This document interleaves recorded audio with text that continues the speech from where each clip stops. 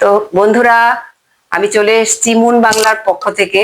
তো তোমরা তো দেখেছোই, মাধ্যমিকে যারা ফার্স্ট সেকেন্ড থার্ড হয়েছে তাদের প্রত্যেকের বাড়িতে সাংবাদিকরা পৌঁছে গেছে।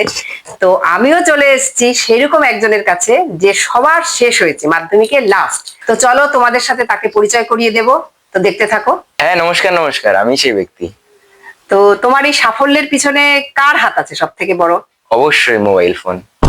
তো তোমার ডেইলি রুটিনটা কি? মোবাইল দেখা। তুমি সারাদিন মোবাইল দেখো? হ্যাঁ, সারাদিন মোবাইল দেখি। মানে তুমি সারাদিনে কতক্ষণ পড়ো, কতক্ষণ মোবাইল দেখো? পড়ি না, সবসময় মোবাইল দেখি। তো আপনি যে লাস্ট হয়েছেন, আপনার কিরকম লাগছে? দেখুন, লাস্ট হয়েছি তো খুব ভালো লাগার তো কথা না, কিন্তু আমার একটা জিনিস ভেবে ভালো লাগছে যে আমার ইন্টারভিউ নেওয়া হচ্ছে। অবশ্যই আপনাকে টিভিতেও দেখাবে, টিভিতেও দেখানো হচ্ছে। এটার জন্য আপনার খুব ভালো লাগছে। হ্যাঁ। তো সত্যি তোমার সাথে কথা বলে খুব ভালো লাগলো।